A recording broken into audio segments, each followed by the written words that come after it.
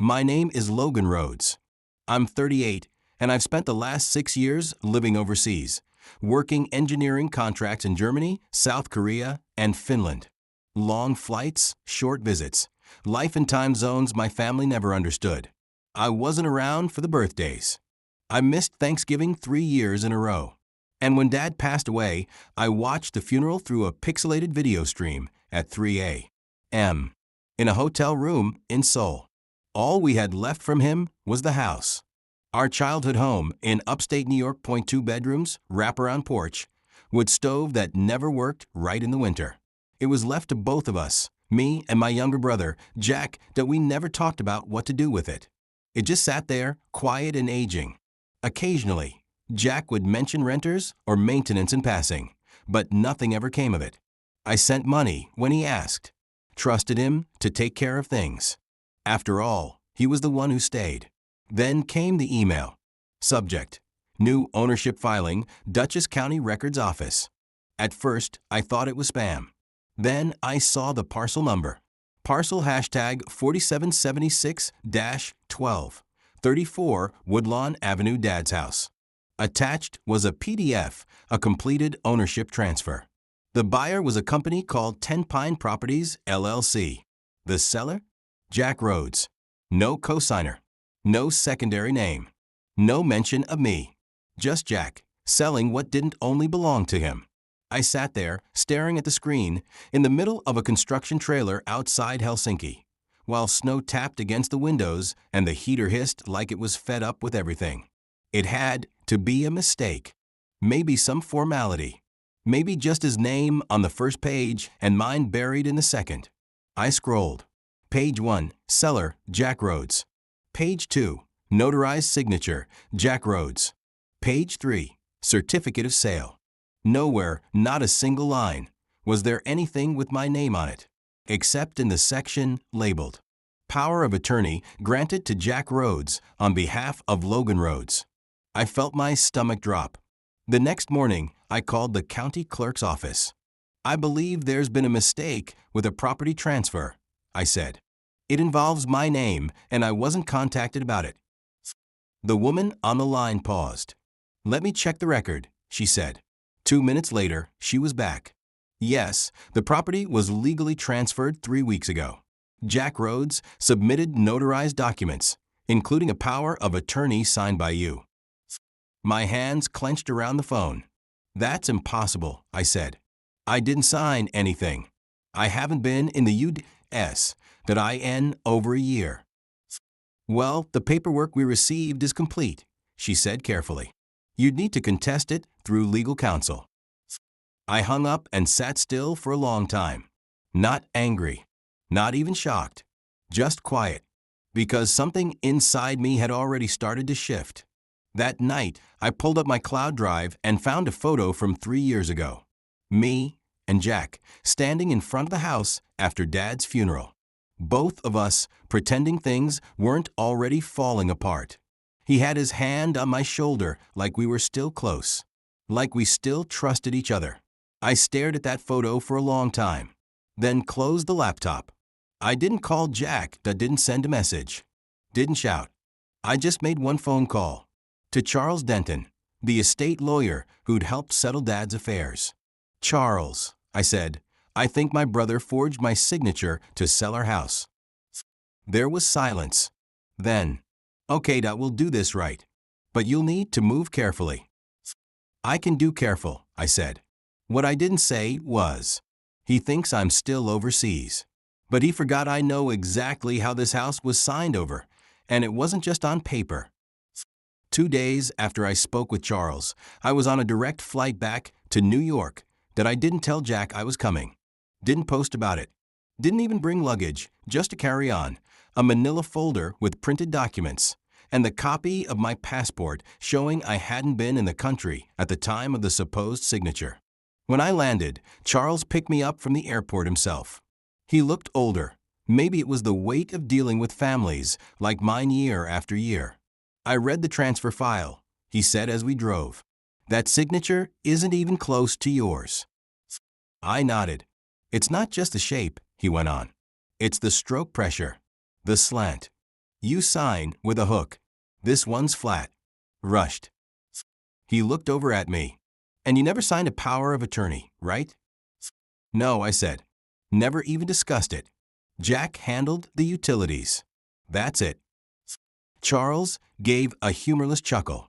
Then he's in serious trouble. We spent that afternoon in his office. A small building with thick carpets and walls covered in dusty law school degrees. He brought in a handwriting analyst, a woman named Elaine, who took one glance at the documents and shook her head. This isn't even subtle, she said. You'd be shocked how often people think they can forge family member signatures. She made a full report, compared it to my driver's license, previous real estate paperwork, even old tax documents I'd signed with Charles present. The conclusion was undeniable. The signature was forged. That night, I checked into a motel 2 towns over. Simple, cheap, anonymous. I didn't want Jack to know I was back. Not yet. I spent the evening rereading every email, every document, every message he'd sent in the past year. And I realized something I hadn't noticed before. He'd been laying the groundwork. 3 months before the sale, he'd messaged me asking if I still planned to live abroad long-term. 2 months before, he'd casually asked if I remembered signing anything before my last flight. I didn't think much of it then. Now it was a pattern, a pretext. The next morning, Charles made a few calls to contacts at the county records office. We arranged to view the notarization in person. It had a name on it, Donna Bishop, the notary public who supposedly witnessed my signature. Only one problem. She'd moved out of the state 2 years ago. I stared at her old address on the form and felt something sharp click into place. So what happens now? I asked Charles. We file an injunction. Freeze the sale. If the house hasn't been fully transferred to a third party yet, we stop the process entirely. And Jack? He'll be notified. Probably think it's a clerical error, until he reads the claim. By noon, we'd submitted a formal petition to contest the sale, citing forgery, misrepresentation, and abuse of authority. Attached were my proof of location during the supposed signing, Elaine's handwriting analysis, the invalid notary verification. Charles looked at me across his desk. We can go public with this. Let him face the music now. I shook my head. Not yet. You still want to handle this privately? No, I said. I want him to walk right into it. Unaware. Overconfident. Charles raised an eyebrow. And what if he already suspects something? I smiled faintly. Then I'll let him prove it. That night, I drove past Dad's house. It looked clean. Too clean. Fresh paint. New mailbox.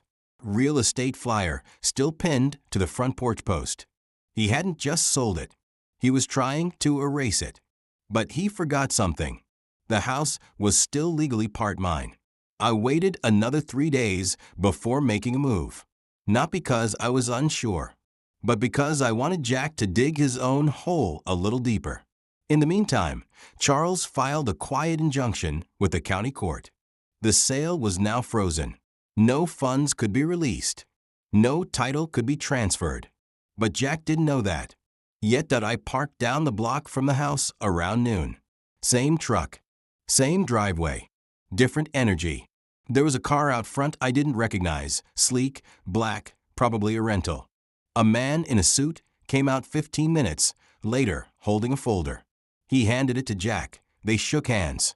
Then he left. I stayed in my car, recording every second with my phone. When Jack went back inside, I forwarded the video to Charles. That's a second buyer, he said after watching. He's trying to flip it? More likely he's panicking. That could have been a lawyer. Or a private lender. He's covering tracks? Charles sighed. Or planning another lie. Either way, you've got time. He has no idea this is already unraveling. That night, I created a new email account. No name. No profile picture. Just an address. I sent Jack a message from it. Subject, Red Oak Lane. Body, you really thought I wouldn't notice? L. No response. Not immediately. 2 hours later, Jack texted me for the first time in weeks. "Hey man, hope you're doing okay. Just wanted to check in." Classic Jack, soft open. No mention of the house. No apology. Just a feeler. I didn't reply. The next morning, I got a voicemail. "Hey Logan, I know it's been a while. I heard from the county office that there's been some paperwork flagged. Weird, right? Maybe a system glitch. Anyway, I figured we could talk it out." He sounded calm. Too calm. Like a man trying to guess how much you already know. Charles called me that afternoon. The judge granted a hearing date. 10 days from now. Jack will be served in 2. "Good," I said. "Are you sure you don't want to confront him sooner?" I looked out the motel window. Jack's world was still whole. Still undisturbed. Mine had been cracked in half. And yet, I had never felt more in control. "No," I said. "Let him feel safe a little longer." Later that day, I pulled up the property listing online. Still active.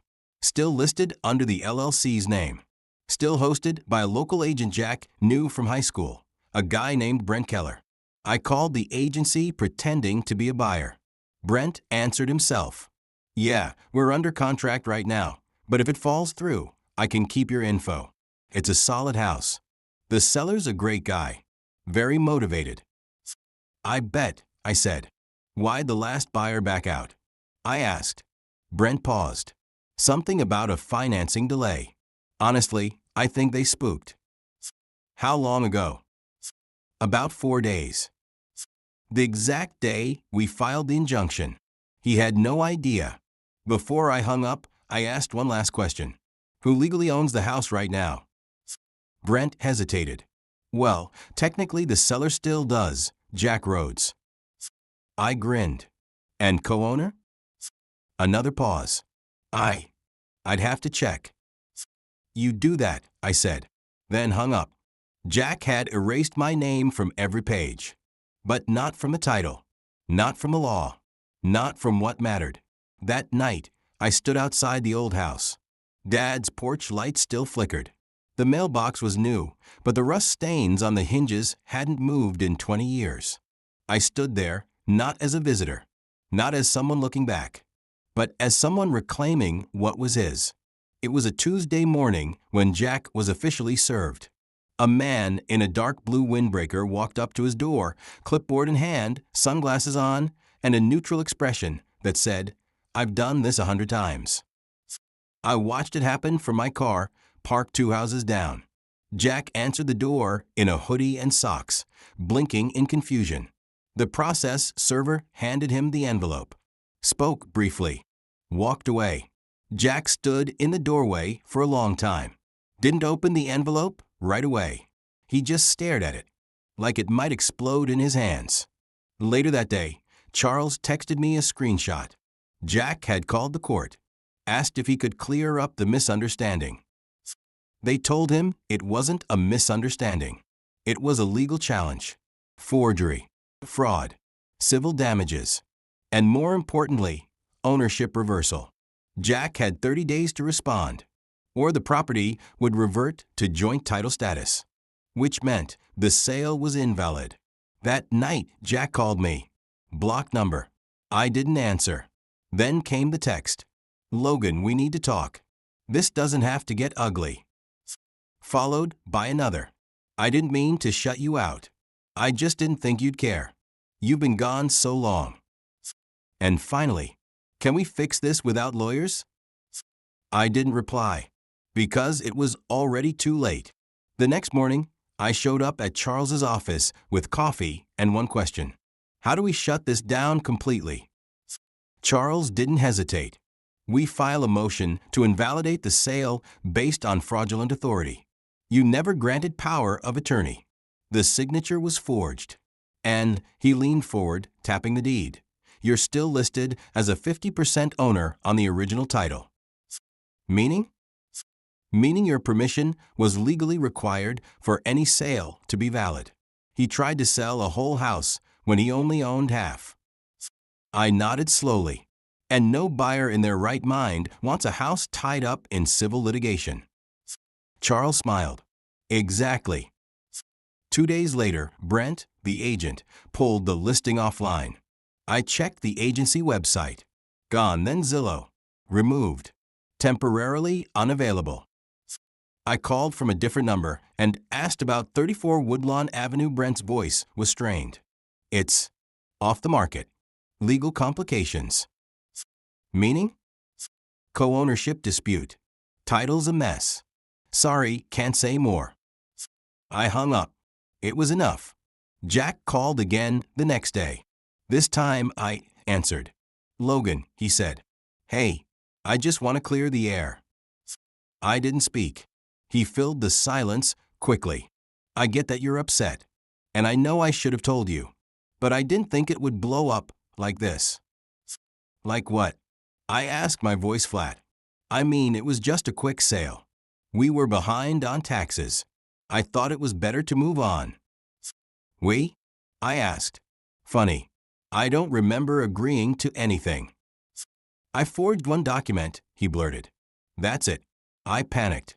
I didn't think you'd care. You've been gone. And that makes it okay? He didn't answer. I let the silence stretch. Then said, I'm not doing this for revenge, Jack, that I'm doing this because you crossed a line. One that doesn't get erased with sorry. I didn't think it would matter. It matters now. Then I hung up. That night, I walked the old trail behind the house, the one that curved down to the stream we used to fish in as kids. It was still there, still running, still quiet, just like me. Because silence isn't weakness. Sometimes it's the sound of something falling right into place. Jack texted me again 3 days after our last call. I think we should meet, face to face, like brothers. He followed it up with a location, the diner near the train station, the one Mom used to take us to after school on Fridays. He was tugging at old strings now.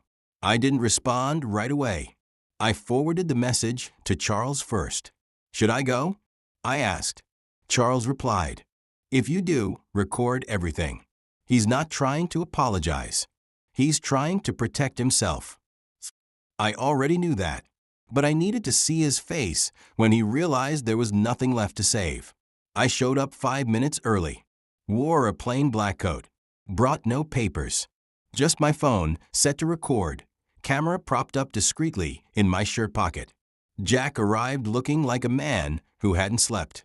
Collar wrinkled, jaw unshaven, smile weak and flickering like a dying light bulb. Logan, he said as he slid into the booth across from me. Thanks for coming. I nodded once. He opened with small talk. How's Finland? Cold, I said. He laughed nervously. Yeah, I bet. Another pause. Then the pivot. Look, man, I know this has all been a mess. And I know I should have told you. But everything just happened fast. The taxes, the buyers. I panicked. Taxes were paid, I said. I have the records. He blinked. Well, the maintenance. There was no emergency. I cut in. You manufactured one. For leverage. Jack exhaled. Okay, yes, but it wasn't malicious. I just thought. You're overseas. The house is sitting there. You thought you could cash out and I wouldn't notice. He didn't answer. The waitress brought coffee. Neither of us touched it. Jack leaned in. I'll fix it, he said. I'll withdraw the sale, tell the court it was a mistake. I'll even sign a statement. You already signed a statement, I said. Just not with your name. His shoulders sagged. I just didn't want to fight with you. You didn't fight, I said calmly. You stole. And I'm sorry, he said quickly. I am. Please believe that. I looked at him for a long moment. I believe you're sorry it didn't work. He didn't reply to that. Just sat there, eyes dropping, fingers drumming against the chipped edge of the table. So what now? He asked. Now, I repeated. Now I follow through. He stared at me. You're going to drag me through court? You dragged yourself. I'll lose everything. I tilted my head. That was your choice, not mine. The silence between us was heavy, thicker than the snow starting to fall outside. "I never thought you'd come back," he said finally. "I know," I replied. "You counted on it." He reached into his coat, pulled out a small envelope, slid it across the table. "What's this?" I asked. "My confession. Signed. Notarized. Full responsibility." I didn't touch it. "I'm not making deals," I said. "This isn't a negotiation." He looked desperate now. "I'll walk away. I'll sign over everything. I'll make it right." I leaned back. "You can't make it right, Jack. You can only stop making it worse." I stood up. He didn't. Didn't try to follow me. Didn't call after me. Just stared at the coffee. Like maybe if he looked long enough, the past 2 months would dissolve in it. I walked out into the snow, pulled out my phone, stopped the recording, saved the file, forwarded it to Charles with a single line. "His story's over. Now finish it." 3 days after the diner meeting, Charles called. "Settlement offer came in," he said. "I already knew it would." Jack was predictable like that. Bold in the dark, desperate in the light. "What's he proposing?" I asked. Charles cleared his throat. Full confession filed. Withdrawal of any claim to the property. He's offering to sign over his half entirely in exchange for no civil charges or public statement. I leaned back in the motel chair, the same one I'd been sitting in for nearly 3 weeks. Simple, quiet, stable, just like I wanted this ending to be. "And the forged sale?" I asked. "Invalidated," Charles said. "County clerk processed the motion this morning. The LLC buyer has already backed out. No more listing. No third-party claim." "So the house is back under my name?" Charles hesitated, then smiled. "Not just under your name, fully yours. Jack's signature on the quitclaim deed gave you 100% ownership. He gave up everything." I let that settle. Not in celebration, not in relief, but in recognition. Because justice isn't loud. It's permanent. I didn't reply to Jack's offer.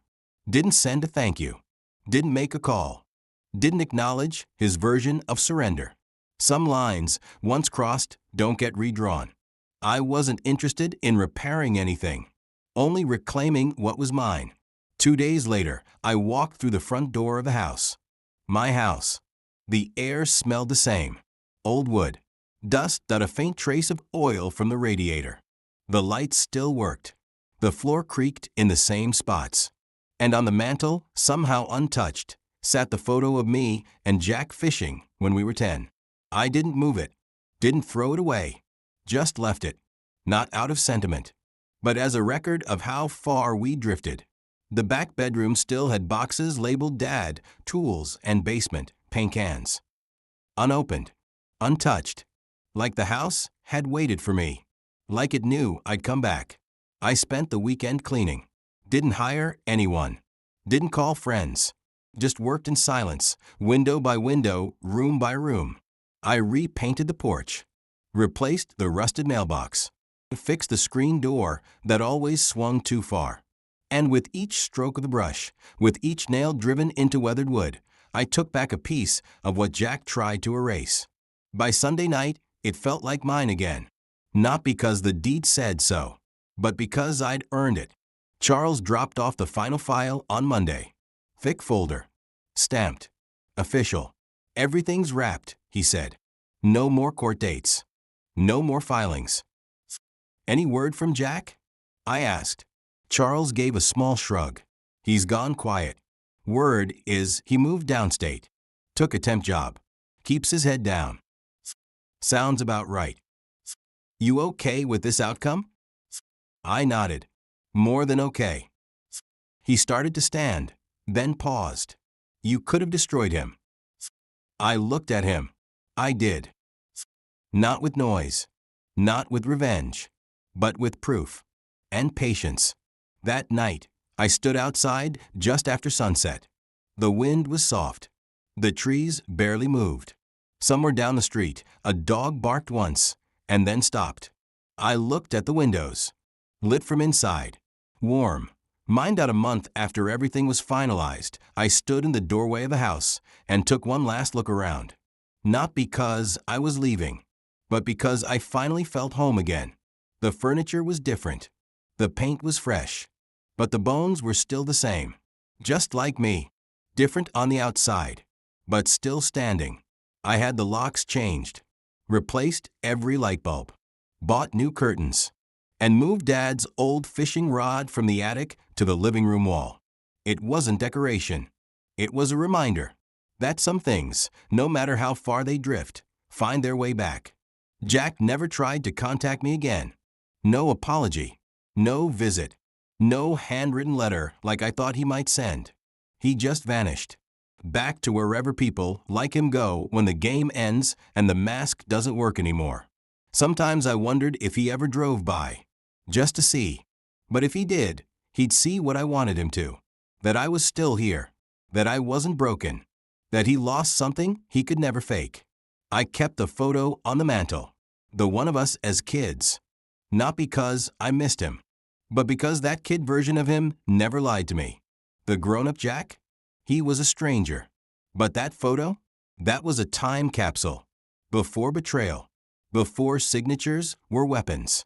I took early leave for my overseas contract. Decided not to renew. I'd had enough of airports and hotels and rooms that didn't remember me. This house remembered. It creaked the same way when I walked down the stairs. It smelled the same when it rained. And when the sun hit the kitchen window at just the right time, I swear it looked like Dad was still sitting there, coffee in hand, reading the sports section. I started fixing up the place full time. Not to sell, not to prove anything, just because it deserved to be whole again. I replaced the fence, planted new grass, built a small garden in the back where Mom used to grow tomatoes. It was quiet work, honest work. Exactly the kind of life Jack thought I didn't care about. One afternoon, while repairing a loose step on the porch, a neighbor stopped by. Older woman. Lived down the road. Hadn't seen me in years. I heard what happened, she said gently. I just smiled. Most people did. Well, she said, good for you. You stayed calm. Didn't make a mess. I shrugged. I just waited. The truth always makes its own noise. She laughed once and walked away. And she was right. Because the thing about people like Jack, they rely on you to explode, to scream, to hit, to destroy. Because if you do that, you look just as guilty. But if you stay still, if you document, record, prepare, you win. Not with fire, but with fact. I didn't destroy Jack, that I let him destroy himself. And that's the part no one teaches you. That sometimes the best revenge is letting people walk straight into the consequences they built themselves. 1 year later, I was still here, living quietly, working on the house, drinking coffee on the porch in the mornings, sometimes reading the same paper Dad used to. And every once in a while, I'd get a letter from Charles. Another piece of the puzzle finally closed. Another document signed. Another title sealed. Each one just more proof of what I already knew. He thought I was gone, but he forgot I never walk away from what's mine.